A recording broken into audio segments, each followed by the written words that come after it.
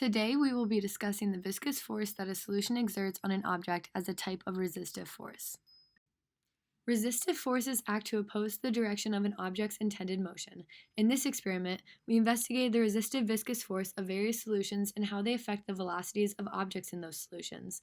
To do this, we compared the velocities of falling metal ball bearings in various solutions to the resistive force of those fluids using the viscous force equation.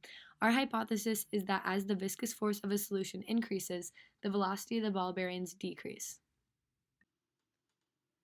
To investigate the effects of different solutions on viscous force, we dropped a metal ball bearing in 3 solutions: dish soap, water, and corn syrup. The ball had the highest terminal velocity in water, followed by dish soap, and then corn syrup with the lowest terminal velocity. Using these values, we found that water exerts the lowest viscous force, followed by dish soap, and then corn syrup with the highest viscous force on the ball bearing.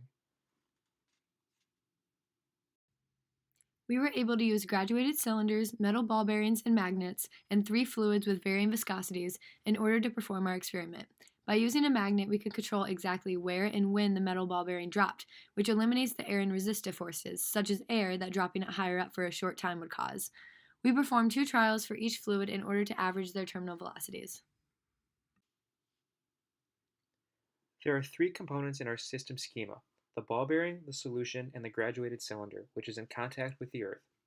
There's a gravitational force between the ball bearing and the Earth, a contact force between the ball bearing and the solution, and both a gravitational and contact force between the solution and the Earth. To the left, there is a free body diagram of the ball in solution. There is a downward force of gravity and an upward viscous force acting on the ball bearing while falling through the solution.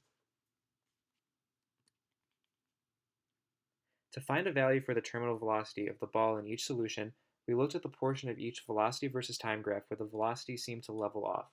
We interpreted this leveling off period after a period where the ball fell rapidly to represent terminal velocity. We averaged all of these data points to give a value of terminal velocity for each graph. Then we averaged this value for the 2 trials of a given solution to obtain a final terminal velocity for a ball in that solution.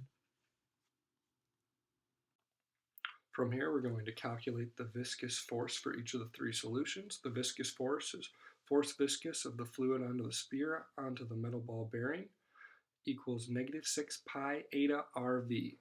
Eta is the viscosity of the solution, or the dynamic viscosity, which is found online. Water is 8.9 e to the -4, dish soap is 0.085, and corn syrup is 1.83.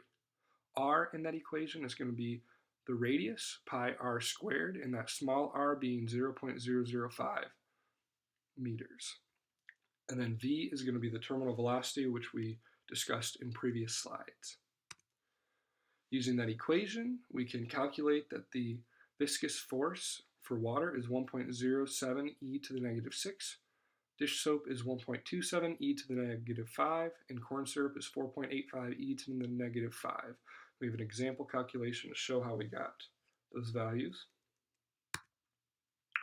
Using this information, we can see that the viscosity and the resistive forces have the same trend, having water with the least viscous and the least resistive force, dish soap in between, and then corn syrup as the most viscous and having the most resistive force. Inversely, there's the terminal velocity, with water having the highest terminal velocity, dish soap in between, and corn syrup having the lowest terminal velocity.